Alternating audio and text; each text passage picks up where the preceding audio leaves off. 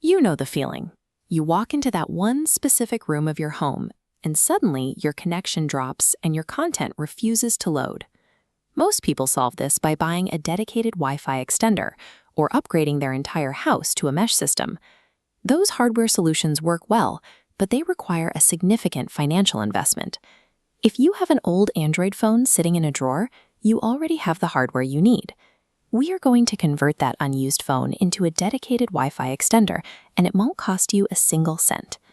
To build this, you only need 3 items: the old Android phone, your current Wi-Fi password, and a wall charger to keep it powered. You won't need to download any third-party apps or sign up for new services. We are simply going to wake up the dormant transmitting antennas that are already built into your device's hardware. Step 1 is getting the device online. Power on the old Android phone and connect it to your main home Wi-Fi network exactly as you normally would. This menu mockup shows exactly where to go next. Open your phone's settings, navigate to Network and Internet, and locate your active Wi-Fi connection. Right below that, look for the Hotspot and Tethering submenu. Tap into it and toggle the Wi-Fi hotspot feature to the on position.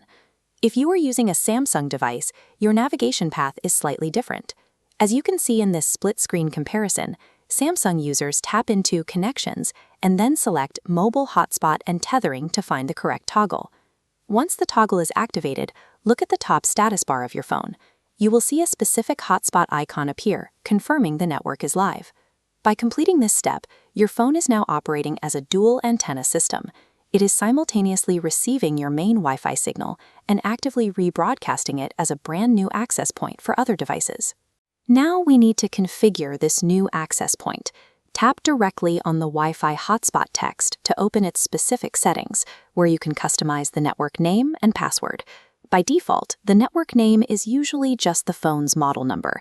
Delete that and enter a name your household will immediately recognize, like your primary network name followed by the word extender. Next, assign a strong WPA2 or WPA3 password. This phone is now a gateway into your home network, so secure it with the same standards you use for your main router. Scroll down to the advanced hotspot options. Here, you will find the broadcast frequency band selection, which lets you optimize the signal for your specific home layout. This diagram illustrates why this choice matters. The wide 2.4 GHz wave at the top pushes right through solid walls, making it ideal for covering long distances. The tighter 5 GHz wave below carries data faster, but it bounces off heavy obstacles.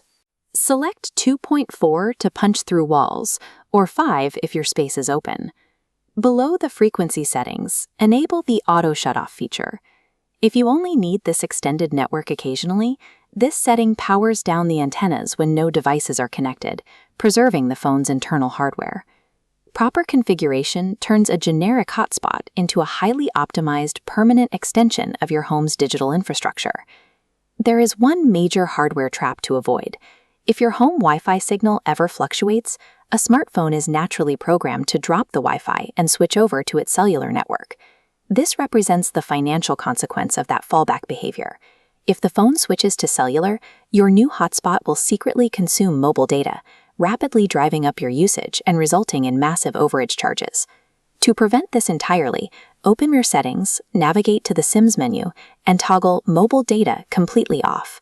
Alternatively, you can use a paperclip to open the phone's tray and physically remove the SIM card. Both methods achieve the exact same protection. Severing the cellular connection guarantees the phone operates strictly as a local Wi-Fi bridge, making your setup genuinely zero cost and risk-free. Now we need to physically place the extender in your home. The most common mistake is walking straight into the dead zone and leaving the phone there. If it sits in the dead zone, it receives no signal to repeat. This floor plan diagram demonstrates the correct approach. The central router signal completely fades out before reaching the shaded dead zone. Place the phone at the halfway mark, just inside the primary signal radius. From this central position, the phone pushes a secondary broadcast, completely illuminating the previously shaded room. Once you identify that location, plug the phone into a wall outlet. Running a continuous dual antenna hotspot is demanding, and it will drain an unplugged battery in a matter of hours. By combining optimal spatial placement with continuous wall power, you elevate this device from a temporary workaround to a reliable, permanent infrastructure upgrade. It is time to test the final setup. Take your primary phone or your laptop and walk directly into your original dead zone.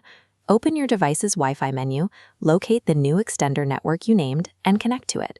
Instantly, you will see your low signal bars jump to a maximum connection, bringing full coverage directly to the area where things used to buffer.